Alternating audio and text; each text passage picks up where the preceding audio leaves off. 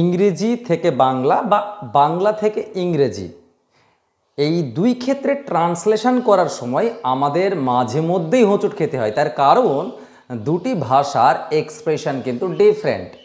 তো আজকে আমি এই ভিডিওতে একটা নতুন ধরনের বাংলা থেকে ইংরেজি ট্রান্সলেশন নিয়ে এসেছি। বাংলা বলতে বলতে আমরা বুঝতে পারি না যে এর ইংরেজিটা কি হবে। তো চলো এই ভিডিওতে দেখে নিই একটা সুন্দর দারুণ প্রতিদিন কথা বলতে বলতে যেরকম ইউজ করি, এই যে কথা বলতে বলতে ইউজ করি, অর্থাৎ এইরকম কোনো কথা যেখানে হাঁটতে হাঁটতে খেলতে খেলতে অর্থাৎ একটা ভার্ব ডাবল ইউজ হয়, সেই ধরনের বাক্যগুলোকে জানার জন্য জুড়ে থাকো আমার সাথে। ওয়েলকাম টু দাদার ক্লাস ঘর। চলো আজকে প্রথমেই দেখে নিই যে বাক্যগুলো রয়েছে সেই বাক্যগুলো মূলত কেমন। আমি হাঁটতে হাঁটতে পড়ছি,